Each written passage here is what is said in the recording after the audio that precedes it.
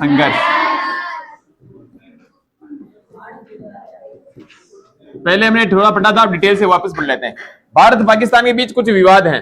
एक विवाद मैंने बताया था, सीमा विवाद बताया था, सीमा को लेकर विवाद है, भूमि को लेकर। दूसरा विवाद अपना है जल समझौते के आधार पे, पानी को लेकर। जैसे सिंधु जल समझौता हुआ था 1960 में, नेहरू और इधर अयूब अली, हमारे पंडित जवाहरलाल नेहरू, और पाकिस्तान का अयूब अली 1960 में सिंधु जल समझौता। ऐसे कुछ विवाद हैं तो उनके लेकर हम चर्चा करते हैं। कुछ युद्ध भी हुए अपने भारत पाकिस्तान के। कब कब हुए युद्ध बताए थे मैंने। भारत पाकिस्तान में कितने युद्ध हुए अब तक? 3। कौन कौन से? 65, 71, 99 बताए थे मैंने। 65, 71, 99। आगे लगा दो 1965, 1971, 1999। शुरुआत में अगर अपन देखें, इधर देखो 1948 मैंने बताया था जम्मू कश्मीर का विलय करने में भारत को कठिनाई आई थी। जम्मू कश्मीर का राजा कौन था? हरि सिंह। हरि सिंह ने विलय पत्र हस्ताक्षर किए थे इंस्ट्रूमेंट ऑफ एक्सचेंज पर। तो उस समय पाकिस्तान घुसपैठ की थी और पीओके को हत्या लिया था। नेहरू जी कहते यूनाइटेड नेशन में कि पाकिस्तान हमारे साथ युद्ध कर रहा है, यूनाइटेड नेशन ने कहा युद्ध विराम कर दो, लड़ो मत आपस में। तो जहां पे जो जगह थी वो पीओके में चली गई, इधर वाला हिस्सा, और इधर अपने कश्मीर ये रहेगा, जम्मू कश्मीर। तो अपने झड़प कब होती? पहली 1948 में। हम क्या पढ़ रहे? भारत पाकिस्तान संबंध। अब देखो, विभाजन के तुरंत बाद दोनों देश कश्मीर के मसले को लेकर लड़ पड़े। कब? 1948 में। किसको लेकर लड़ पड़े? कश्मीर के मसले को लेकर। आज तक लड़ाई हो रही कश्मीर को लेकर, ठीक है। पाकिस्तान की सरकार का दावा था कि कश्मीर किसका है? पाकिस्तान का। पाकिस्तान कहता है कश्मीर किसका है? हमारा। और भारत और पाकिस्तान के बीच 1947-48 तथा 1965 के युद्ध में इस मसले का समाधान नहीं हुआ। 48 वाले युद्ध में भी इसका मसला नहीं हुआ, और 1971 हमने पढ़ा था बांग्लादेश वाला, उसमें भी इसका कोई समाधान नहीं निकला। इंदिरा गांधी सब कुछ किया, लेकिन कश्मीर मसला ऐसे कैसे रहा, इसका कोई सोल्यूशन नहीं निकला। 1948 के युद्ध के फलस्वरूप कश्मीर के 2 हिस्से हो गए, बताया मैंने। एक हिस्सा तो कौन सा हो गया? पीओके, पाक अधिकृत कश्मीर, पाक ऑक्यूपाइड कश्मीर, पीओके ये बोलते हैं इंग्लिश में, पाक ऑक्यूपाइड कश्मीर यानी पाक अधिकृत कश्मीर। ये हिस्सा तो चला गया पाकिस्तानी पास, और दूसरा हिस्सा कौन सा रहा? अपना भारत का जम्मू कश्मीर, ठीक है। ये बताया मैंने 2 हिस्से। 1947-48 में भारत की झड़प होती है, किसके साथ? पाकिस्तान के साथ। तो ये वाला इलाका झड़प लेते हैं वो, इसे अपन आज बोलते हैं पीओके। जो पाकिस्तान में बलूचिस्तान है, बलूचिस्तान वो इसमें आता है, पाक ऑक्यूपाइड कश्मीर, पाक ऑक्यूपाइड कश्मीर यानी पाक अधिकृत कश्मीर। और ये वाला इलाका अपना आज का जम्मू कश्मीर है, जो केंद्र शासित प्रदेश भी, ठीक है। 1947-48 बाद ये स्थिति है, और आज तक ये स्थिति चल रही है, ठीक है। दोनों के बीच एक नियंत्रण रेखा, सीमा रेखा, नियंत्रण रेखा समझते हो? LOC, line of control. क्या बोलते हैं इसे? Line of control. Bharat Pakistan में कौन सी सीमा है? रेड क्लिफ रेखा। कौन सी है? एक रेड क्लिफ ब्राउन था, अंग्रेज ऑफिसर था, उसकी अध्यक्षता में ये रेखा खींची गई थी, तो उसे बोलते हैं रेड क्लिफ रेखा। ये है भारत और पाकिस्तान के बीच। भूगोल पढ़ा को तुमने नहीं पढ़ा? भारत और पाकिस्तान के बीच एक अपनी रेखा है डूरंड रेखा। भूगोल का टॉपिक है वैसे ये, डूरंड रेखा। कौन सी रेखा? डूरंड रेखा। ये है भारत और अफगानिस्तान के बीच, भारत और अफगानिस्तान के बीच है डूरंड रेखा। ये केवल नक्शे में ही है, वर्तमान में अपने पास नहीं है। क्यों? क्योंकि ऊपर वाला हिस्सा किसके अंडर में है? पाकिस्तान के अंडर में। तो डूरंड रेखा भी वर्तमान में अपने नहीं है। एक रेखा अपनी और है, बताऊं? मैकमोहन रेखा, नाम सुना? मैकमोहन रेखा, अंग्रेज ऑफिसर था, उसके नाम पे है मैकमोहन रेखा। भारत और चीन के बीच, किसके बीच है? भूगोल में नहीं पढ़ा तुमने? 11वीं में कभी नहीं है? कोई बात नहीं, देख लो। मैकमोहन रेखा, तो रेड क्लिफ रेखा भारत और पाकिस्तान, डूरंड रेखा भारत और अफगानिस्तान, और मैकमोहन रेखा भारत और चीन, ठीक है। तो बीच में नियंत्रण सीमा रेखा है। 1971 में भारत ने पाकिस्तान के खिलाफ एक निर्णायक युद्ध जीता, लेकिन कश्मीर का मसला अनसुलझा रहा। सामरिक मसलों जैसे सियाचिन ग्लेशियर पर नियंत्रण। सियाचिन ग्लेशियर देखा तुमने? ये अपना जम्मू कश्मीर ऊपर वाला इलाका। देखो मेरी बात में क्या बता रहा हूं, ये भूगोलिक चीजें हैं, कोई नहीं बताया मैं बता दूं। ये वाला इलाका कहां चला गया? पीओके में, समझो बात को, अपने जम्मू कश्मीर में। और ये वाला इलाका चला गया अक्साई चीन। चीन ने आक्रमण किया था 1962 में, और ये वाला इलाका चीन ने हड़प लिया। यहाँ पे एक जगह है, यहाँ पे उसका नाम है सियाचिन ग्लेशियर। क्या नाम है? सियाचिन ग्लेशियर। भारत का सबसे ऊंचा युद्ध स्थल है ये। क्या नाम है इसका? भारत का सबसे ऊंचा युद्ध स्थल है। भारत के प्रधानमंत्री बनते राजीव गांधी। देखो, सियाचिन ग्लेशियर भारत का सबसे ऊंचा युद्ध स्थल है। यहाँ पर तापमान बहुत बार -45 डिग्री सेंटीग्रेड तक भी चला जाता है। 1987 में अपने भारत के प्रधानमंत्री होते राजीव गांधी एक ऑपरेशन चलाते हैं, ऑपरेशन ईगल। तुम्हें याद नहीं रखना, अभी तुम्हारे इतना काम का नहीं है, ऑपरेशन ईगल। और इसके बाद भारत इस पर अपना कब्जा जमा लेता है। तो सियाचिन ग्लेशियर महत्वपूर्ण जगह रखती है, क्योंकि इससे अपन पीओके पे नजर रख सकते हैं और अक्षय चीन पर भी नजर रख सकते हैं। इसलिए भारत के अंडर में है सियाचिन ग्लेशियर। तो सामरिक मसलों जैसे सियाचिन ग्लेशियर पर नियंत्रण तथा हथियारों की होड़ को लेकर भी भारत और पाकिस्तान के बीच तनातनी है। दोनों देश क्या निर्माण कर रहे हैं? हथियार बढ़ाने में लगे हुए हैं। 1990 के दशक में, कब? 1990 के दशक में, 1990 के दशक में दोनों देशों ने परमाणु हथियार बनाए। कब बनाए? 11 व 13 मई 1998। भारत बनाता है परमाणु हथियार। कहां पे किया परमाणु परीक्षण? पोखरण, जैसलमेर। ऑपरेशन शक्ति नाम देते हैं उसके। और उससे कुछ दिनों बाद पाकिस्तान करता है चगताई पहाड़ी पर परमाणु परीक्षण। तो 1990 से चल रहा है। दशक का मतलब क्या? 10 साल। 90 से लेके 2000 तक का पूरा साल, है ना? दशक का मतलब ये होता, 10 साल हो गए। तो इसके बीच क्या होता है? भारत और पाकिस्तान दोनों हथियारों की होड़ लगाते हैं, दोनों परमाणु परीक्षण करते हैं और परमाणु संपन्न राष्ट्र हो जाते हैं। ठीक है, और पढ़ते हैं आगे। 1990 के दशक में दोनों देशों ने परमाणु हथियार और ऐसे हथियारों को एक दूसरे पर दागने की क्षमता वाले मिसाइल हासिल कर लिए। इससे दोनों देशों के बीच हथियारों की होड़ ने नया चरित्र ग्रहण किया। 1998 में भारत ने पोखरण में, तारीख याद रखना चाहो रख लो, देखो 11 मई व 13 मई, देख लो 11 व 13 मई 1998 भारत करता परमाणु परीक्षण। कहां पर? पोखरण। पोखरण कहां पड़ता है? जैसलमेर। यह भारत का दूसरा परमाणु परीक्षण है। पहला कब होता है? 18 मई 1974 को होता है। कब होता है? 18 मई 1974, इंदिरा गांधी के समय। यह दूसरा परमाणु परीक्षण है, भारत का दूसरा परमाणु परीक्षण। याद रहिएगा, याद रखना ही रखना है। भारत का दूसरा परमाणु परीक्षण कब होता है? 11 व 13 मई 1998। अटल बिहारी वाजपेयी की सरकार होती है और डॉक्टर एपीजे अब्दुल कलाम इसके निरीक्षण करता रहते हैं। उनके अंडर में काम होता है पूरा पोखरण, जैसलमेर। के कुछ दिनों बाद पाकिस्तानी परमाणु परीक्षण करता है। कहां पर करता है? चगताई पहाड़ी या चगाई पहाड़ी, दोनों नाम आते हैं इसके। किताब में शायद जगह दे रखा होगा, चगताई पहाड़ी भी नाम आता है। चगाई पहाड़ी ये भी इसके पास ही पड़ती है, पाकिस्तान के अंदर है। और पाकिस्तान अपना परमाणु परीक्षण करता है, ये भी मई में ही करता है। ये अपन भी मई में कर रहे हैं, 11 मई 13 मई, ये भी इसके 15-20 दिन बाद ही करता है। ठीक है, तो 1998 में भारत ने पोखरण में और इसके कुछ दिनों के अंदर ही पाकिस्तान ने चगाई पहाड़ी पर परमाणु परीक्षण किए। ये परीक्षा में प्रश्न आएंगे कि भारत ने परमाणु परीक्षण कब किया? 11 व 13 मई 1998। कहां किया? पोखरण, जैसलमेर। दूसरा परमाणु परीक्षण है। पहला कब होता है? 18 मई 1974 को। बताऊं अभी भारत का पहला परमाणु परीक्षण, भारत का पहला परमाणु परीक्षण कब होता है? 18 मई 1974, दोनों मई में हो रहे हैं। इसका नाम होता है बुद्धा इस्माइल। क्या नाम है?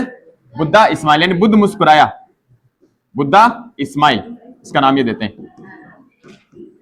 और कहां पे होता है? वही जगह, पोखरण, जैसलमेर। इंदिरा गांधी प्रधानमंत्री रहती देश की, उस समय होता है भारत का पहला परमाणु परीक्षण। लेकिन ये शांति परमाणु परीक्षण था, केवल परीक्षण के लिए किया था। दूसरा वाला जो किया था वो विस्फोटक था, इसलिए उसका विवाद उठा था। ठीक है, भारत और पाकिस्तान के बीच नदी जल के बंटवारे को लेकर भी सवाल पर तनातनी है। कौन सा विवाद मुख्यतः है? 1960 तक दोनों के बीच सिंधु नदी के इस्तेमाल को लेकर तीखे विवाद थे। संयोग में 1960 में, कब? 1960 में कौन सा समझौता होता है? सिंधु जल समझौता। पहले बता रखा मैंने, ये याद होने चाहिए तुम्हें। सिंधु जल समझौता कब होता है? 1960 में। किसकी मध्यस्थता में? विश्व बैंक की मध्यस्थता। वर्ल्ड बैंक है, वर्ल्ड बैंक इसमें मीडिएटर रहता है, विश्व बैंक की मध्यस्थता से। अरे दो भाई हैं, दो भाई लड़ रहे हैं बार बार जमीन के विवाद को लेके, दोनों एक दूसरे नहीं मान रहे। फिर कोई तीसरा आदमी आएगा, मध्यस्थ, मीडिएटर, दोनों विवाद सुलझाएगा। तो ये विवाद किसकी मध्यस्थता से सुलझा? विश्व बैंक की मध्यस्थता से। याद रहिएगा, मध्यस्थता से। यानी प्रश्न आएगा कि सिंधु नदी जल समझौता कब होता है? 1960 में। भारत में कौन होते हैं? नेहरू, नेहरू जी अपने, कौन होते हैं? पंडित जवाहरलाल नेहरू जी, चाचा नेहरू। और इधर होता है अयूब अली। कौन होता है? अयूब अली। और किसकी मध्यस्थता से होता है, याद रखना है, विश्व बैंक की मध्यस्थता से। किसकी मध्यस्थता से? विश्व बैंक, यानी वर्ल्ड बैंक। क्या बोलते हैं? World bank. 1960 में विश्व बैंक की मदद से भारत और पाकिस्तान ने सिंधु जल संधि पर दस्तखत किए, और यह संधि भारत पाक के बीच कई सैन्य संघर्षों के बावजूद आज भी कायम है। हालांकि पिछले साल इसमें विवाद उठा था, लेकिन वो तुम्हारे मुद्दा नहीं है। कच्छ के रण में एक जगह पड़ती सर क्रीक। भूगोल पढ़ा होगा? नहीं पढ़ा? सर क्रीक भूगोल न पढ़ा? कोई था गुरुजी बताए थे, पढ़ी हुई। सर क्रीक विवाद। मैं देखो 11वीं को भूगोल पढ़ा था, 9वीं पढ़ा था, उनको बताता हूँ चीजें।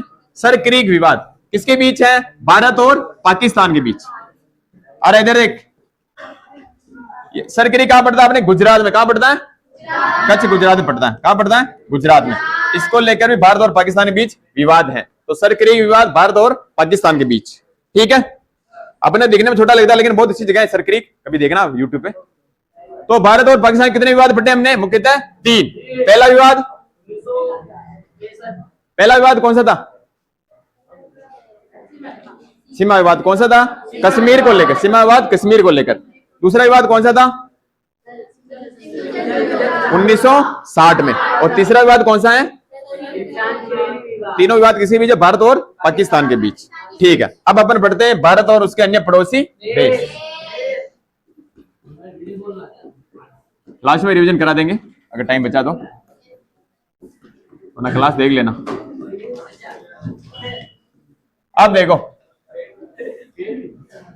देश, पहला देश पढ़ेंगे अपन बांग्लादेश। पहले बताया था मैंने, बांग्लादेश और भारत के बीच गंगा ब्रह्मपुत्र नदी के जल में हिस्सेदारी सहित कई मुद्दों पर मतभेद हैं। पहला अपन कौन सा पढ़ रहे हैं? बांग्लादेश। एक तो अपना विवाद कौन कौन सा है देखो। एक तो गंगा नदी को लेकर, बांग्लादेश में गंगा नदी का नाम क्या हो जाता है? किसी को पता है? पद्मा, गंगा नदी। एक विवाद है ब्रह्मपुत्र नदी। कौन सी है? 2 विवाद तो नदियों के अपने हो गए। किसके साथ? बांग्लादेश के साथ। एक विवाद होता अपना, मैंने पढ़ा था, अवैध बांग्लादेशी भारत में आते हैं। इसको लेकर भी एसआईआर चला था फर्जी मतदाताओं की जांच के लिए। तो एक विवाद कौन सा हो जाएगा? अवैध प्रवासी, यानी भारत में अवैध अप्रवास, यानी भारत में वहां से आते हैं बांग्लादेश से, बांग्लादेशी घुसपैठ करते हैं। तो भारत में अवैध अप्रवास, सीमा से निकल के आ जाते भारत में अवैध रूप से। तो भारत में अवैध अप्रवास पर ढाका के खंडन, ढाका इसका खंडन करता है। ढाका किसकी राजधानी है? बांग्लादेश की। वो इस पे खंडन करता है कि भारत में ऐसा नहीं है। तो अप्रवास पर ढाका का खंडन, ढाका का खंडन। ढाका मना करता है ऐसा कुछ होता ही नहीं, जबकि ऐसा होता है। बहुत सारे घुसपैठे आते हैं बांग्लादेश से भारत में, सही बात है। खंडन,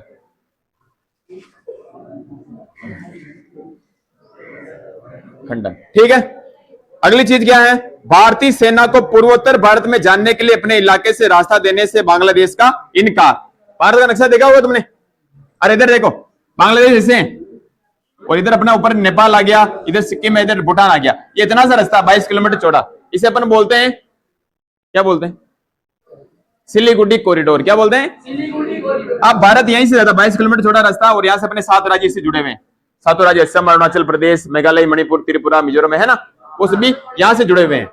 ठीक है, अब ये रास्ता है, तो भारत कहता है हमें थोड़ा रास्ता यहाँ से भी दे दो, आने जाने में सुविधा रहेगी। तो बांग्लादेश इसके लिए क्या करता है? मना करता है। यानी भारत के पूर्वोत्तर राज्यों में जानने के लिए रास्ता देने से बांग्लादेश का इनकार। समझ में आ रही बात? भारतीय सेना को पूर्वोत्तर भारत में जानने के लिए अपने इलाके से रास्ता देने से बांग्लादेश का इनकार, यानी भारत को पूर्वोत्तर, पूर्वोत्तर सुन तो रही हो ना? सुन ले, ठीक हो ना? आंधे होना है, आंधे बटन है बेटा, बरेली क्यों आंधे बटन? भारत को पूर्वोत्तर राज्यों में जाने के लिए रास्ता देने से इनकार, रास्ता देने से इनकार, है ना? देने से इनकार, ठीक है। ढाका के भारत को प्राकृतिक गैस निर्यात न करने के फैसले, जो प्राकृतिक गैस निकलती बांग्लादेश से, तो ढाका ने, बांग्लादेश ने उसके लिए मना कर दिया। किसके लिए? प्राकृतिक गैस देने के लिए, प्राकृतिक गैस, नेचुरल गैस के लिए मना कर दिया। प्राकृतिक गैस के लिए ढाका का इनकार। का इनकार करना, इनकार करना, ये महत्वपूर्ण फैसले हैं इसके।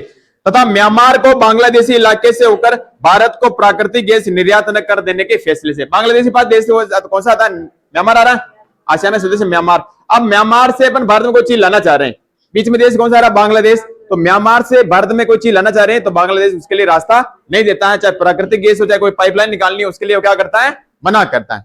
याद रह जाएगी, यानी म्यांमार से कोई भी वस्तु अपन आयात करते खरीदते हैं, प्राकृतिक गैस हो, कोई भी आइटम हो, सामान हो, उसके लिए बांग्लादेश रास्ता देने से मना करता है। ठीक है। बांग्लादेश की सरकार का मानना है कि भारतीय सरकार नदी जल में हिस्सेदारी के सवाल पर इलाके के दादा की तरह बर्ताव करती है। बांग्लादेश के लोग क्या मानते हैं कि भारत बड़ा देश है और नदी जल का विवाद होता है गंगा ब्रह्मपुत्र का, इसके तौर पे भारत बड़ा देश है और दादा की तरह व्यवहार करता है, हमारी बात नहीं मानता है। इसके अलावा भारत की सरकार पर चटगांव पर्वतीय क्षेत्र में विद्रोह को हवा देने, चटगांव इसके पश्चिम बंगाल पास पड़ता है, वहां पे विद्रोही होते हैं, बांग्लादेश में जाते हैं, तो उसके लिए भारत पर भी आरोप लगाता। कौन लगाता? बांग्लादेश। किसको लेके? चटगांव पर्वतीय क्षेत्र में विद्रोह को हवा देने। बांग्लादेश के प्राकृतिक गैस में सेंधमारी करने या जासूसी करने का आरोप लगाता भारत पर, और व्यापार में बेईमानी बरतने के आरोप भी भारत पर लगाते हैं। यानी 3 आरोप बांग्लादेश भी भारत पे लगाता है, अपन नहीं लगा रहे बांग्लादेश पे। बांग्लादेश रिटर्न में कौन सा लगा रहा है? पहला क्या लगा रहा है कि चकताई गांव में आप क्या करते हो? घुसपैठियों को शरण देते हो। दूसरा, आप क्या करते हो? प्राकृतिक गैस में सेंधमारी करते हो, यानी हमारी प्राकृतिक गैस में आप जांच करते हो, जासूसी करते हो। तीसरा क्या कह रहा है कि व्यापार में आप क्या करते हो? बेईमानी करते हो। 3 आरोप कौन लगा रहा है? बांग्लादेश। अगला देश है, अब को सहयोग भी देखो, सहयोग बताएं क्या हुआ? ये तो होगी अपने विवाद। अब कुछ सहयोग भारत बांग्लादेश के बीच, क्या सहयोग है? सुनो, भारत और बांग्लादेश कई मसलों में सहयोग करते हैं। पिछले 20 वर्षों के दौरान दोनों के बीच आर्थिक संबंध ज्यादा बेहतर हुए हैं। बांग्लादेश भारत के लुक ईस्ट पॉलिसी बताई थी मैंने, लुक ईस्ट पॉलिसी, बाद में इसका नाम हो गया था एक्ट ईस्ट पॉलिसी। बेट तो बांग्लादेश भारत के लुक ईस्ट और 2014 से एक्ट ईस्ट नीति का हिस्सा है। तो लिखाएं, बांग्लादेश भारत की पहले थी look east policy, look east policy, TV Narasimha Rao के समय आई थी ये। पूर्व की ओर देखो, लुक ईस्ट, ईस्ट यानी पूर्व, पूर्व के देशों की ओर देखो। लुक ईस्ट पॉलिसी 2014 में इसका नाम क्या हो गया? Act east policy. Modi ji के समय एक्ट ईस्ट पॉलिसी 2014, इसका भी हिस्सा कौन है? बांग्लादेश। बांग्लादेश का समर्थन करता है। एक्ट ईस्ट पॉलिसी कब होती है? 2014 का भागीदारी है या हिस्सेदारी है या समर्थन करता है।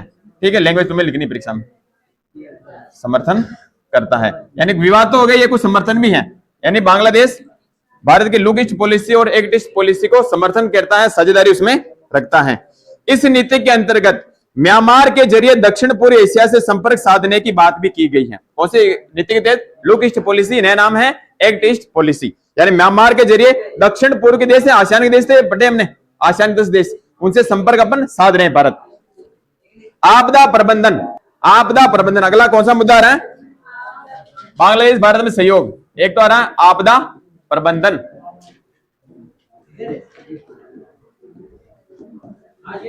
और पर्यावरण के मसले पर भी दोनों देश क्या करते हैं? सहयोग करते हैं एक दूसरे का। आपदा प्रबंधन और पर्यावरण के मसले पर क्या करते हैं दोनों देश? भारत बांग्लादेश सहयोग करते हैं। प्रश्न आएगा भारत बांग्लादेश संबंधों को विस्तार से समझिए। 4 नंबर 3 नंबर क्या लिखोगे? ये मैं जो बता रहा हूं जो लिखोगे तब नंबर आएंगे। ठीक है।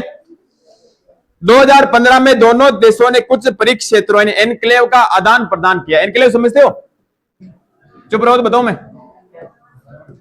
2015 में दोनों देश कौन से? भारत और बांग्लादेश।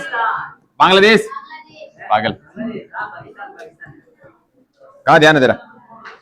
ने कुछ परिक्ष क्षेत्रों, परिक्ष क्षेत्र को बोलते हैं इनक्लेव, इनक्लेव, इनक्लेव, एनक्लेव। नहीं जाना मैडम? थोड़ी आई, अरे नहीं आई, मुझे पता है। एनक्लेवों का आदान प्रदान किया। देखो आदान प्रदान किया। एनक्लेव क्या होता है समझो मेरी बात को। भारत बांग्लादेश का नक्शा अगर तुमने देखा हो ध्यान से, बांग्लादेश इससे है कुछ इस प्रकार से, कुछ इस ऐसे त्रिपुरा में भी आ रहा अपना, कुछ इससे ऐसे। पहले क्या था कि कुछ स्थान अपने भारत के क्षेत्र हैं वो यहाँ बांग्लादेश में थे, बांग्लादेश के कुछ स्थान यहाँ पश्चिम बंगाल में थे, कुछ यहाँ थे, इन अपने यहाँ थे, ये विवाद था। तो बाद में क्या गया 2015 में एक संविधान संशोधन होता है और उसके अनुसार ये इनक्लेव थे ना, ये तो भारत ने बांग्लादेश को दे दिए और ये भारत ने रख लिए, यानी कुछ इन्होंने दिए कुछ इन्होंने लिए स्थान, क्या आने जाने में दिक्कत ना हो। कब हुआ 2015 में, विवाद तो खत्म किया भाई, भारत यहाँ पे जाना पड़ेगा, भारत को इनको यहाँ आना पड़ेगा, विवाद है बार बार सीमा विवाद, इसलिए उन्होंने इनको अपना रख लिया, इनको ये दे दिए। तो अपने को ज्यादा हम ज्यादा दिए कुछ कम लिए हमने, लेकिन फिर भी 2015 में समस्या का समाधान हो गया। कब होता है 2015 में इनक्लेव यानी परिक्ष क्षेत्रों का आदान प्रदान किया भारत और बांग्लादेश ने। अब अगला देश अपने पढ़ते हैं, छोटा सा देश है नेपाल। कौन सा है? देखो नेपाल को लेकर हमें कोई विशेष समस्या नहीं है, नेपाल अपना पड़ोसी देश है और यहाँ पे मुक्त वीजा भी है, बताया था मैंने मुक्त वीजा। देखो भारत और नेपाल के बीच हमेशा मधुर संबंध रहे हैं। कैसे संबंध? मधुर संबंध। और दोनों देशों के बीच एक संधि हुई है। कौन संधि? इस संधि के तहत दोनों देशों के नागरिक एक दूसरे के देश में बिना पासपोर्ट और वीजा के आ जा सकते हैं और काम कर सकते हैं। यानी हमारे संबंध कैसे इसके साथ? मधुर संबंध। और एक हमारी नेपाल का संधि है, तुम जाते हो पशुपतिनाथ, हमारी दादी गुम्बा की पशुपतिनाथ मंदिर में, वो नेपाल में पड़े, तो एक संधि है और संधि के तहत दोनों देशों के नागरिक, और आवा नहीं क्यों बोल रहा है? दोनों देशों के नागरिक, दोनों देशों के नागरिक एक दूसरे देश में बिना पासपोर्ट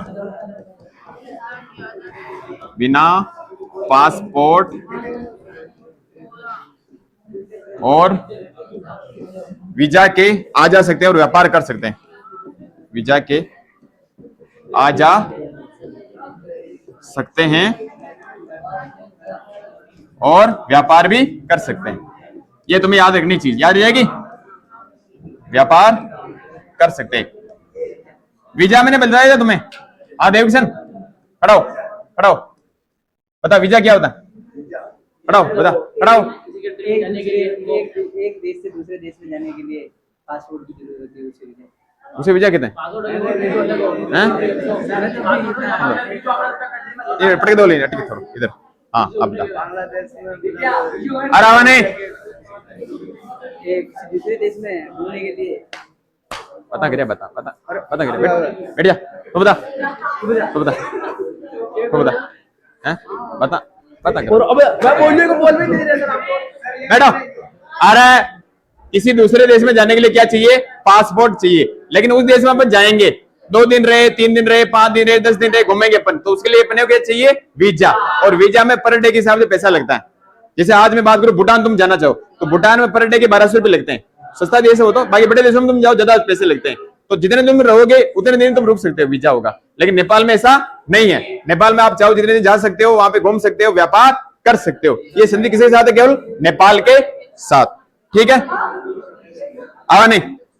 खास संबंधों के बावजूद दोनों देशों के बीच अतीत में, खास संबंधों के बावजूद दोनों देश कौन से? भारत और नेपाल के बीच अतीत में व्यापार से संबंधित मनमुटाव भी पैदा हुए। बीच मनमुटाव होते हैं। नेपाल की चीन के साथ दोस्ती को लेकर भारत सरकार ने अक्सर अपनी अप्रसन्नता जताई है। नेपाल किसी की ओर झुक रहा आजकल? चीन की ओर। इसको लेकर भारत की अप्रसन्नता, भारत इससे खुश कम है। नेपाल कहां पढ़ रहे थे अपन? तो भारत ने नेपाल के चीन के साथ झुकाव को लेकर अप्रसन्नता जताई है। भारत सरकार ने अक्सर अपनी अप्रसन्नता जताई है। नेपाल सरकार भारत विरोधी तत्वों के खिलाफ कदम नहीं उठाती। जो भारतीय विरोधी तत्व हैं उनके खिलाफ नेपाल सरकार कोई खास कदम नहीं उठाती। इससे भी भारत नाखुश है। भारत की सुरक्षा एजेंसियां नेपाल में चल रहे माओवादी आंदोलन को अपनी सुरक्षा के लिए खतरा मानती है। भारतीय सुरक्षा एजेंसियां अपनी इंटेलिजेंस ब्यूरो, वो जो माओवादी आंदोलन है उनको अपनी सुरक्षा के लिए खतरा मानती है। क्योंकि माओवादी किसके? चीन के। वो चीन भारत की तरफ अपना प्रभुत्व बढ़ा सकता है, इसको लेकर भारत अपनी सुरक्षा को खतरा मानता है। क्योंकि भारत में बिहार से लेकर आंध्र प्रदेश तक विभिन्न प्रांतों में नक्सलवादी समूहों का उभार हुआ है। नक्सलवादी अपने नक्सलवादी जानते हो? भारत में गृहयुद्ध छेड़ते हैं उनकी वजह से। छत्तीसगढ़ में रहते, झारखंड में रहते नक्सलवादी, नक्सलाइट। नेपाल में बहुत से लोग ये सोचते हैं कि भारत की सरकार नेपाल के अंदरूनी मामलों में दखल दे रही है। सुनो मेरी बात को ध्यान से। नेपाल की जनता क्या सोच रही है कि भारत अपना पड़ोसी देश हमारे अंदरूनी मामले में हस्तक्षेप दे रहा है। ऐसा कौन सोचता था पहले? श्रीलंका भी ऐसा सोचा। कल पढ़ा था श्रीलंका हमने, ऐसा श्रीलंका ने भी सोचा। ऐसा कौन सोच रहा है? नेपाल। कि भारत हमारे अंदरूनी मामलों में हस्तक्षेप कर रहा है और उसके नदी जल तथा पन बिजली समझते हो, बिजली बनाते हैं, पर आंख गड़ाए हुए हैं। चारों तरफ से जमीन से गिरे नेपाल को लगता है कि भारत उसको अपने भू क्षेत्र से होकर समुद्र तक पहुंचने से रोकता है। नेपाल चारों तरफ से भू आबद्ध देश है, समझते हो? भू आबद्ध का मतलब चारों तरफ जमीन है, उसके कोई पानी समुद्र नहीं है। पानी अपने इधर है, हिंद महासागर, बंगाली खाड़ी की तरफ। तो इधर आने के लिए नेपाल को कहां से गुजरना पड़ेगा? भारत से। तो नेपाल को डर लगता है कि भारत कहीं अपने लिए रास्ता बंद ना कर दे, हमें निकलने दे नहीं निकलने दे क्या पता। बहरहाल भारत नेपाल के संबंध एकदम मजबूत और शांतिपूर्ण, फिर भी इतनी कोई विशेष समस्या नहीं है। विभेदों के बावजूद दोनों देश व्यापार, वैज्ञानिक सहयोग, साझे प्राकृतिक संसाधन, बिजली उत्पादन और जल प्रबंधन ग्रिड के मसले पर एक साथ है। कौन कौन से मसले पर? एक तो व्यापार, वैज्ञानिक सहयोग, साझे प्राकृतिक संसाधन, बिजली उत्पादन और जल प्रबंधन ग्रिड के मसले को लेकर दोनों देश आपस में एक साथ हैं।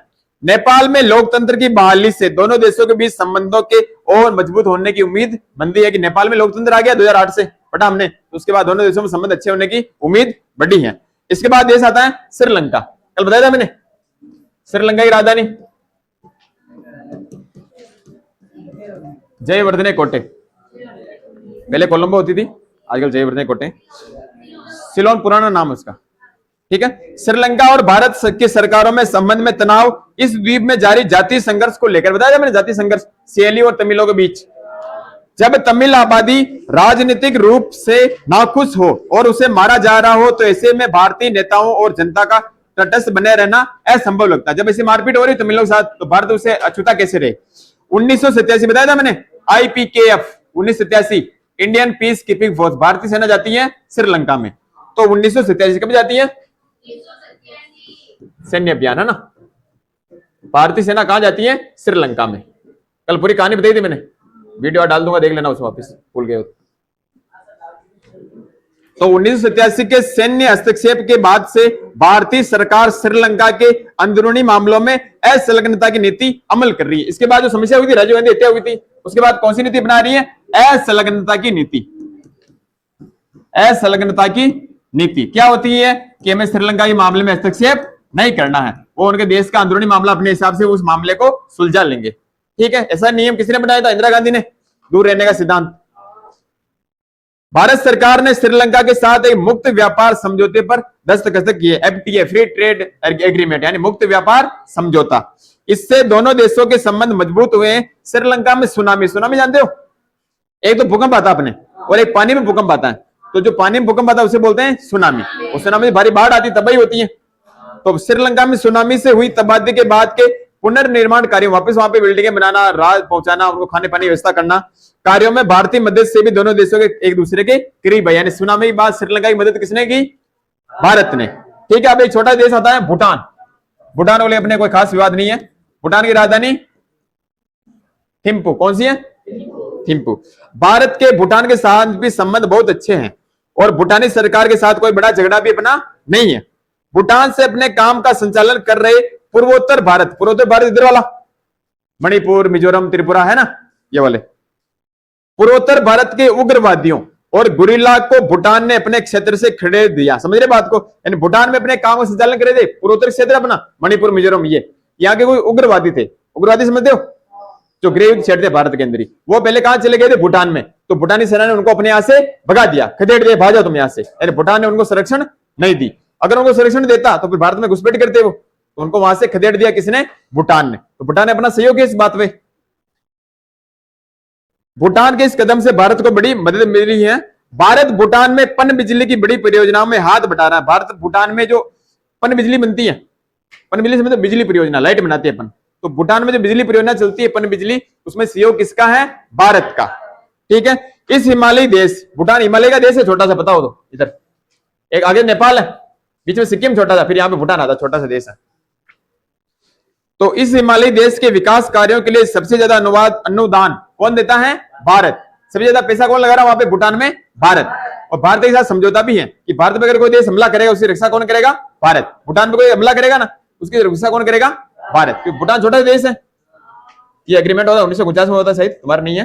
तो भूटान पे अगर कोई देश हमला करता, युद्ध करता, तो उसकी रक्षा का जिम्मा किसके ऊपर है? भारत के ऊपर, ठीक है, बड़े भाई की तरह भारत इसके साथ व्यवहार करता है, भूटान के साथ। ठीक है, अब एक देश आता मालदीव। कौन सा देश आता? ये भी मैंने बताया था कि 1968 तक यहाँ पर सल्तनत का शासन था, बताया था। फिर यहाँ पे लोकतंत्र आता है। मालदीव की छोटी सी बात है, देखो मालदीव के साथ भारत के संबंध सौहार्दपूर्ण अच्छे भी रहे हैं और गर्मजोशी से भरे भी रहे हैं। कभी प्यार भरे संबंध रहे, कभी लड़ाई झगड़ा भी हुआ है। 1988 में श्रीलंका से आए कुछ भाड़े के तमिल सैनिकों ने मालदीव पर हमला किया।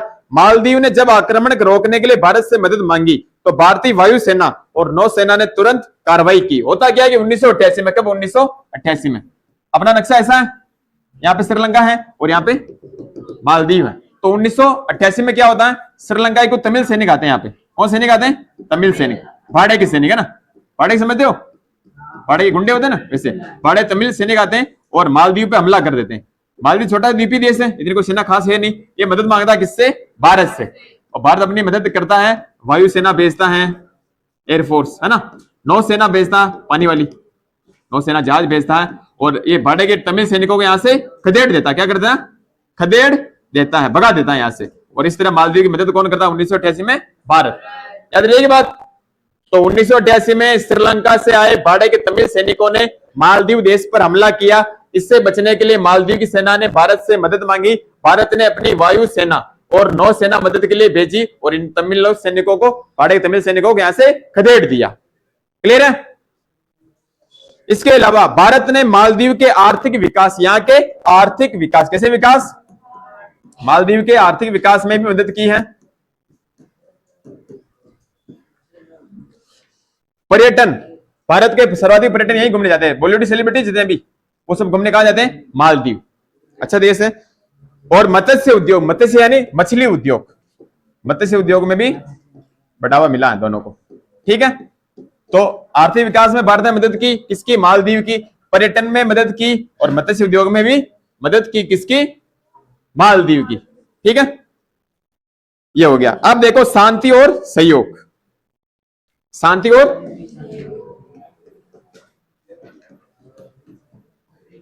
मेरी हर एक बात महत्वपूर्ण है, याद समझ लोगे तो याद हो जाएगी, परीक्षा में लिख दोगे। रटने से नहीं समझ में आती कुछ चीजें, याद समझने में याद होती है, समझोगे याद हो जाएगी। शांति और सहयोग, क्या दक्षिण एशिया के देश एक दूसरे का सहयोग करते हैं या देश एक दूसरे के सिर्फ लड़ते ही रहते हैं? अनेक संघर्षों के बावजूद दक्षिण एशिया के देश आपस में दोस्ताना रिश्ते तथा सहयोग के महत्व को समझते हैं। रिश्ते आपस में अच्छे रखते हैं और सहयोग भी करते हैं। शांति के प्रयास द्विपक्षीय भी हो। द्विपक्षीय क्या होता है? जब दोनों देश इसमें राजी हो। द्विपक्षीय समझिए, जैसे मैं पढ़ाना तुम्हें चाह रहा हूं, तुम बोलते रह रहे हो, बात नहीं मान रहे, फिर पढ़ाई थोड़ी होगी। अगर तुम भी राजी हो, मैं भी राजी, तभी पढ़ाई होगी। तुम बैठ गए, मैं आके किताब लेके बैठ जाऊं, पढ़ो, फिर पढ़ाई नहीं होगी। यानी द्विपक्षीय समझौते भी हुए हैं। कहां पर? दक्षिण एशिया में। दक्षेस एक नाम आ रहा महत्वपूर्ण, दक्षेस। क्या नाम आ रहा है? दक्षेस। ये नाम तुम्हें याद नहीं रहे, कोई बात नहीं, ये नाम तुम्हें याद रखनी है। सार्क, सार्क मछली होती है। हमने पढ़ा, देखो आसियान पढ़ा था कि दक्षिण पूर्वी एशिया के 5 देश मिलते हैं, वियतनाम, मलेशिया, थाईलैंड, पढ़े थे 5 देश मिलते हैं, वो क्या बनाते हैं? आसियान। ऐसे हमने पढ़ा EU बना, EU में 27 देश हैं, 27 देशों ने अपना EU संगठन बनाया। वैसे भारत के दक्षिण एशियाई देशों ने सोचा हम भी एक संगठन बनाए, उसका नाम रखा दक्षेस, यानी सार्क। सार्क की फुल फॉर्म है south Asian Association for Regional cooperation. South Asian association, ये फुल फॉर्म तुम्हें याद रखनी, south Asian Association for Regional cooperation. ये नाम तुम्हें याद रखना ही रखना है, रीजनल कोऑपरेशन। स्थापना कब होती है इसकी? 1985, बोलो ना, 1985 ढाका में होती है। ढाका कहां पड़ता है? बांग्लादेश। ठीक है, क्यों होती है वो कहानी अलग है।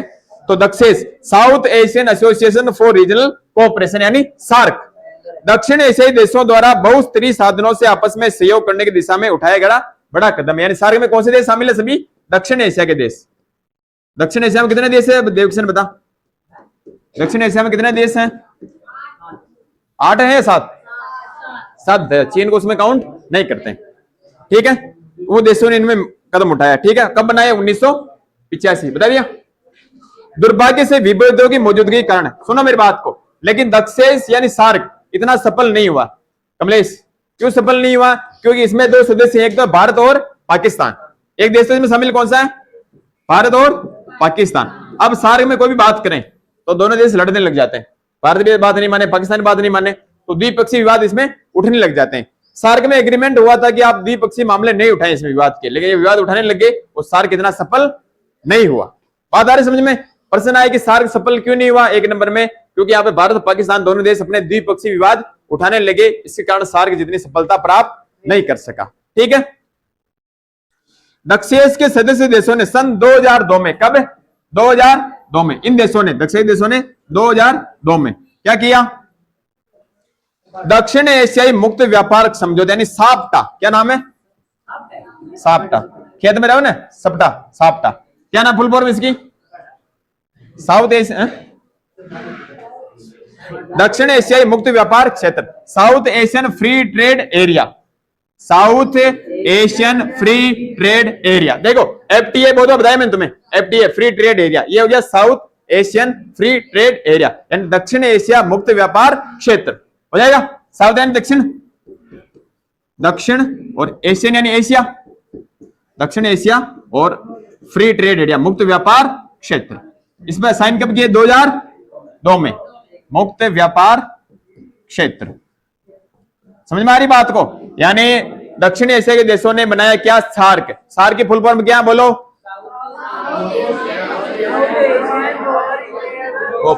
कब बना? 1985। इसमें दक्षिण एशिया के देश हैं, लेकिन सफल नहीं हुआ। क्यों नहीं हुआ? क्योंकि इसमें भारत पाकिस्तान अपने द्विपक्षीय मामलों के विवाद उठाते हैं। फिर दोनों ने 2002 में, दक्षिण एशिया ने 2002 में क्या बनाया? साप्टा। साप्टा, साप्टा, सपाटा कौन? साप्टा। साप्टा पर क्या किए? हस्ताक्षर किए। क्या किए? हस्ताक्षर। साप्टा की फुल फॉर्म अंग्रेजी में याद करो तो अच्छी, हिंदी में याद करो तो अच्छी, मुझे दोनों आती है, देख लीजिए। South Asian free trade area, दक्षिण एशिया मुक्त व्यापार क्षेत्र, याद रही? ठीक है। इस समझौते पर 2014 और 1 जनवरी 2006 से ये प्रभावी। कब से प्रभावी है? 1 जनवरी 2006 से प्रभावी है।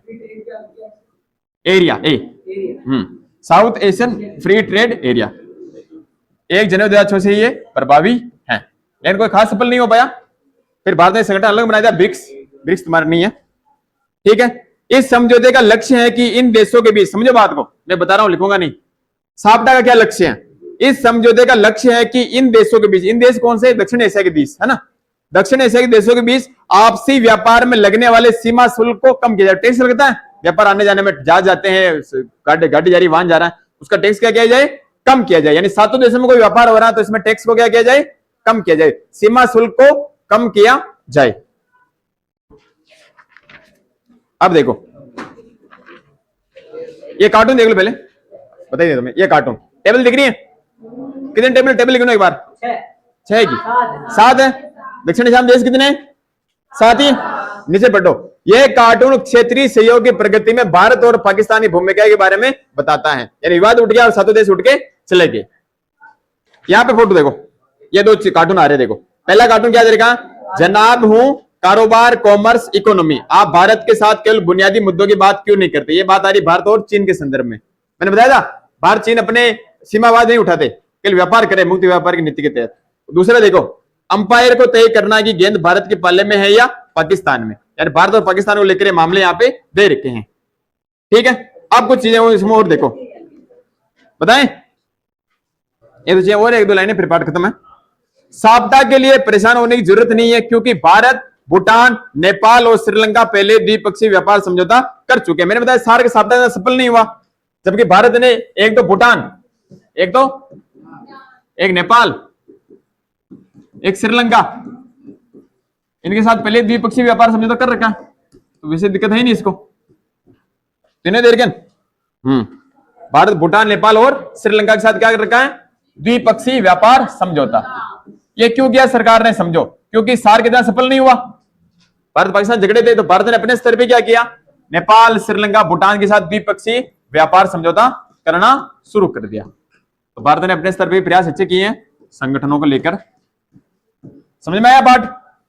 और क्या इसमें?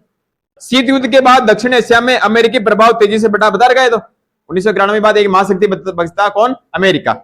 अमेरिका ने शीत युद्ध के बाद भारत और पाकिस्तान दोनों से अपने संबंध बेहतर बनाए हैं, दोनों संबंध अच्छे बनाए। पहले झुकाव किसी की तरफ था, पाकिस्तान तरफ, बाद में दोनों से अच्छे बनाए। वह भारत पाक के बीच लगातार मध्यस्थ की भूमिका निभा रहा है अमेरिका, और आज भी वही निभा रहा है। पिछले साल युद्ध हुआ था पहलगाम को को लेकर, ऑपरेशन सिंदूर, उसको बंद किसने करवाया? ट्रंप ने करवाया। तो अमेरिका आज भी मध्यस्थता की भूमिका निभा रहा है। दोनों देशों में आर्थिक सुधार हुए हैं और उदार नीतियां अपनाई गई है। उदारीकरण, पूंजीवाद बता रखा। इससे दक्षिण एशिया में अमेरिकी भागीदारी ज्यादा गहरी हुई। अमेरिका हस्तक्षेप दक्षिण एशिया के देशों में बड़ा है। अमेरिका में दक्षिण एशियाई मूल के लोगों की संख्या अच्छी खासी है, यानी अमेरिका में जो लोग रहते हैं बाहर के, एनआरआई जिन बोलते हैं, NRI, non residence Indian, NRI, वो भी दक्षिण एशिया के देशों के लोग अमेरिका में सर्वाधिक रहते हैं, इन 7 देशों के। फिर इस क्षेत्र की जनसंख्या और बाजार का आकार भी भारी भरकम है। इस कारण इस क्षेत्र की सुरक्षा और शांति के भविष्य से अमेरिका के हित भी बंधे हुए हैं। रिविजन कर लें एक बार, और ये पाठ है खत्म।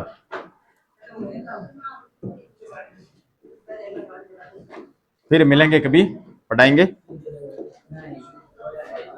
कहां तक पढ़ाया था आपने? ये बता दिया था मैंने? नहीं बताया? चलो ये बता दिया, नहीं बताया मैं? रिविजन बिल्कुल नहीं किया? चलो अब इधर देख लो, 5 मिनट देख लेते हैं। भारत पाकिस्तान संघर्ष। भारत पाकिस्तान में पहला संघर्ष होता है 1949-48 में, ठीक है, दिखा रखा। फिर इसमें जम्मू कश्मीर के 2 हिस्से हो जाते हैं। पाकिस्तान वाला पीओके, पाक अधिकृत कश्मीर, और भारत वाला जम्मू कश्मीर, ठीक है। भारत पाकिस्तान में सीमा विवाद कौन सा है? LOC, line of control. अब कुछ रेखाएं मैंने बताई थी, एक बताई थी रेड क्लिफ रेखा भारत और पाकिस्तान के बीच, एक बताई डोरंट रेखा भारत और अफगानिस्तान के बीच, और एक है मैकमोहन रेखा भारत और चीन के बीच, ठीक है। युद्ध बता रखे 65, 71, 99। फिर देखो 1990 के दशक, 1990 से 2000 के बीच दोनों देशों ने क्या किए? परमाणु परीक्षण और अपने हथियार बढ़ाना शुरू कर दिया, हथियारों की होड़ शुरू कर दी भारत और पाकिस्तान ने, ठीक है। भारत परमाणु परीक्षण करता है दूसरा, कब करता है? 11 मई व 13 मई 1998। कब करता है? लारा बोलो ना, कहां पे करता है? और ये भारत का दूसरा सफल परमाणु परीक्षण होता है। इसके कुछ दिनों बाद चगाई पहाड़ी पर पाकिस्तान भी परमाणु परीक्षण कर लेता है। फिर अपने एक चीज पढ़ी यहाँ पे, सियाचिन ग्लेशियर। क्या नाम पढ़ा? सियाचिन ग्लेशियर विश्व के सबसे ऊंचे युद्ध स्थलों में गिना जाता है, जहां पर तापमान -45 डिग्री सेंटीग्रेड तक भी चला जाता है। लेकिन सियाचिन ग्लेशियर अपना महत्वपूर्ण स्थान रखता है, क्योंकि इससे अपन पीओके पाकिस्तान तरफ नजर रख सकते हैं और चीन की तरफ भी नजर रख सकते हैं, ठीक है। फिर मैंने बताया भारत का पहला परमाणु परीक्षण कब होता है? भारत का पहला परमाणु परीक्षण 18 मई 1974। क्या नाम था इसका? बुद्धा इस्माइल। कहा होता है? पोखरण जैसलमेर में। कहा होता है? जैसलमेर में। देखो इसका नाम था ऑपरेशन शक्ति, है ना, ये बता रखा मैंने, तुम्हें लिखा ही नहीं होगा। इसका नाम था ऑपरेशन शक्ति, बताया जाने तो ऑपरेशन शक्ति, और उसका नाम था बुद्धा इस्माइल। देखो ये हो गया बुद्धा इस्माइल, भारत का पहला परमाणु परीक्षण 18 मई 1974 पोखरण जैसलमेर में इंदिरा गांधी की सरकार के समय। फिर होते हैं भारत पाकिस्तान के, एक तो हो गया सीमा विवाद, दूसरा विवाद है जल विवाद। कौन सा? 1960 में होता है, 1960 में होता है सिंधु जल समझौता। किसके मध्यस्थता से? विश्व बैंक यानी वर्ल्ड बैंक की मध्यस्थता से। कौन कौन करते हैं? नेहरू और अयूब अली, ठीक है। एक विवाद अपना है सर क्रीक विवाद। कौन सा विवाद है? सर क्रीक विवाद। भारत पाकिस्तान के बीच में सर क्रीक कहां पड़ता है? गुजरात में, ठीक है। फिर अपने आता है भारत व अन्य पड़ोसी देश। पहला अपन कौन सा पढ़ेंगे? बांग्लादेश। बांग्लादेश में नदी विवाद कौन कौन सी नदी को लेकर है? लारा बोल, गंगा नदी और ब्रह्मपुत्र नदी। एक विवाद को इसको लेकर है भारत में अवैध अप्रवास पर ढाका का खंडन। भारत में होने वाले अवैध अप्रवास पर ढाका अपना खंडन करता कि ऐसा नहीं होता, जबकि ऐसा होता है, ठीक है। भारत को पूर्वोत्तर राज्यों में जाने के लिए रास्ता देने से किसका इनकार? बांग्लादेश का इनकार। यानी भारत को पूर्वोत्तर राज्य कौन कौन से हैं? अरुणाचल प्रदेश, त्रिपुरा, मिजोरम, मणिपुर, असम है, इन पे जाने के लिए रास्ता देने से किसका इनकार? बांग्लादेश का, ठीक है। प्राकृतिक गैस के लिए ढाका का इनकार, प्राकृतिक गैस देने से इनकार करता है कौन? बांग्लादेश, ढाका, ठीक है। सहयोग इन मुद्दों पे लेके हैं पहला कि बांग्लादेश भारत की पहली पॉलिसी कौन सी है? फिर इसका नाम क्या बदला? कब बनती है? इसका समर्थन कौन करता है? बांग्लादेश, ठीक है। अब देखो किस मुद्दे के लिए सहयोग और आपदा और आपदा प्रबंधन और पर्यावरण मसले पर भी सहयोग है। 2015 में भारत और बांग्लादेश दोनों देशों ने क्या किया? इनक्लेव यानी परीक्षा क्षेत्र यानी इनक्लेव का क्या किया? 2015 में भारत में संविधान संशोधन होता है और उसके द्वारा बांग्लादेश को कुछ क्षेत्र दिए जाते हैं, कुछ क्षेत्र अपने लिए जाते हैं। इन्हें अपन क्या बोलते हैं? परीक्षा क्षेत्र या इनक्लेव। क्या बोलते हैं? एनक्लेव, इनक्लेव है ना। फिर अपना अगला देश है छोटा सा नेपाल। नेपाल के साथ अपने संबंध कैसे हैं? ठीक है, संधि करके संधि के तहत क्या है? दोनों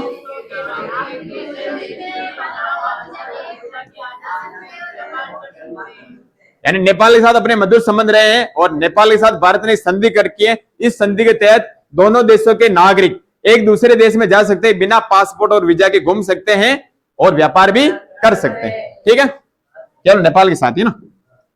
फिर आता अगला देश श्रीलंका। ठीक है, श्रीलंका के साथ अपने संबंध ठीक ठाक रहे हैं। वहां पे जातीय संघर्ष रहा है, सीएलई और तमिल का। 1987 में भारत ने सैन्य अभियान कराया था वहां पे, IPKF Indian peace keeping force की भेज दी वहां पे भारतीय सेना। और बाद में नीति कौन सी बना रखी है? यानी भारत ने श्रीलंका के साथ अब कौन सी नीति बना रखी है? असंलग्नता की नीति। भूटान को बताइएगा मैंने कि भूटान का बड़ा भाई कौन है? भारत। फिर हमने पढ़ा मालदीव। मालदीव में कब आक्रमण होता है? 1988 में। कौन करता है? श्रीलंका। श्रीलंका के भाड़े के तमिल सैनिक। फिर भारतीय साथ मदद मांगी जाती है, भारत अपनी वायुसेना भेजता है, नौसेना भेजता है, मालदीव की मदद करता है 1988 में। ठीक है, और मालदीव और भारत के साथ आर्थिक विकास, पर्यटन और मत्स्य उद्योग में भी आपस में सहयोग है, समझौता है। ठीक है, अब देखो शांति और सहयोग। अब बोलो क्या है ये? इंग्लिश में क्या बोलते हैं? सार्क। फुल फॉर्म बोलो, पीछे बोलो लड़कियों।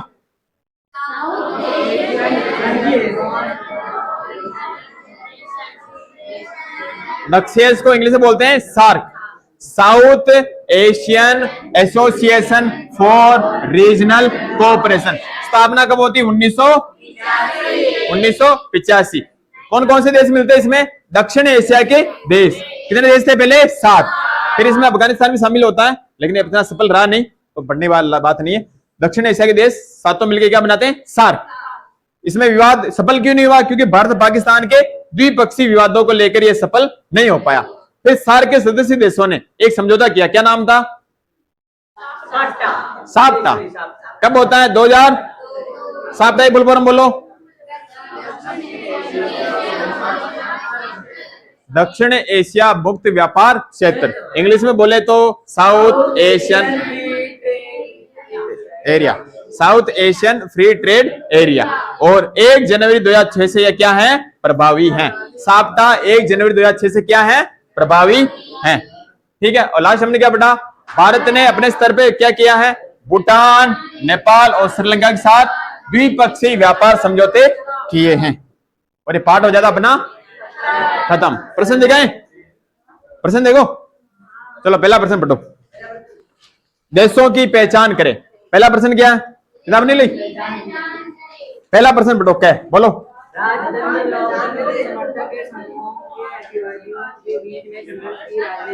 कौन सा देश आएगा? पहला पढ़ो, देखो। राजतंत्र, लोकतंत्र समर्थक समूह और अतिवादियों के बीच संघर्ष के कारण राजनीतिक अस्थिरता का वातावरण। ऐसा मैंने बताया था तुम्हें, त्रिकोणीय संघर्ष। किस देश में बताया था? नेपाल। क्या है उत्तर इसका? एक तरफ राजा की सेना थी, एक तरफ लोकतंत्र समर्थक थे, एक तरफ कौन थे? माओवादी। माओवादी यानी अतिवादी। कौन सा देश आएगा? नेपाल। क्लियर है? रटने की आवश्यकता नहीं है। दूसरा प्रश्न पढ़ो। चारों तरफ भूमि से घिरा हुआ देश कौन सा? भूटान। कोई पानी है नहीं, भूटान लिख दो। तीसरा पढ़ो। दक्षिण एशिया का वे देश जिसने सबसे पहले अपनी अर्थव्यवस्था का उदारीकरण किया कौन सा देश है? श्रीलंका। शाबाश। कौन सा आएगा? बताया था मैंने कल, श्रीलंका। चौथा देखो, सेना और लोकतंत्र समूह के बीच संघर्ष में सेना ने लोकतंत्र के ऊपर बाजी मारी। कौन सा देश है? पाकिस्तान। सेना का रहता कब्जा वहां पे, पाकिस्तान। अब देखो, दक्षिण एशिया के केंद्र में अवस्थित इस देश की सीमाएं दक्षिण एशिया के अधिकांश देशों से मिलती है। कौन सा देश है? भारत। कौन सा आएगा? भारत ने मिला सीमा आ रहा हूं। श्रीलंका मिल रही है, मालदीव मिल रही है, भूटान मिल रही है, नेपाल मिल रही है, बांग्लादेश मिल रही है, पाकिस्तान मिल रही है, नहीं मिल रही क्या? 19 अमल तो भारत। अब देखो, पहले इस द्वीप में शासन की बागडोर सुल्तान के हाथ में थी, अब एक गणतंत्र है। कौन सा देश सुल्तान कहां पे था? मालदीव। 1968 तक वहां पे सुल्तान था, बताया मालदीव मैंने, तो मालदीव कौन सा आएगा? वो लिखेगा द्वीप देश। द्वीप देश दो ही है, या श्रीलंका या फिर मालदीव है, तीसरा तो हो गया नहीं। ग्रामीण क्षेत्र में छोटी बचत और सहकारी ऋण की व्यवस्था के कारण इस देश की गरीबी कम करने में मदद मिली। यह आएगा बांग्लादेश। लिखो, ये जो थ्योरी में दे रखा है बांग्लादेश। और अब देखो, एक हिमालयी देश जहां संवैधानिक राजतंत्र है, यह देश भी हर तरफ से भूमि से घिरा है। नेपाल। संवैधानिक राजतंत्र राजस्थान उठा, ठीक है, ये कौन सा आएगा? नेपाल। ठीक है, दूसरा बताएं कौन सा कथन गलत है? देखा, दक्षिण एशिया के बारे में निम्नलिखित में से कौन सा कथन गलत है? पहला देखो, दक्षिण एशिया में सिर्फ एक तरह की राजनीतिक प्रणाली चलती है, एक चला नहीं चल हमारे सामने। तो दूसरा देखो, बांग्लादेश और भारत में नदी जल की हिस्सेदारी के बारे में समझौते पर हस्ताक्षर किए? बिल्कुल किए। साप्ताह पर हस्ताक्षर इस्लामाबाद के बाहरी सारे सम्मेलन में हुए, राइट कर दो। और दक्षिण एशिया की राजनीति में चीन और संयुक्त राज्य अमेरिका महत्वपूर्ण भूमिका निभाते हैं बिल्कुल। तो पहला इसका होना चाहिए मेरे हिसाब से। अमेरिका तो निभाता, चीन भी निभाता। चीन का रोल, चीन ने नेपाल में विस्तार कर रहा, भूटान में कर रहा, ये भी इसका उत्तर होना चाहिए। फिर भी देख लेना कोई गलत हो बाई चांस तो, ठीक है।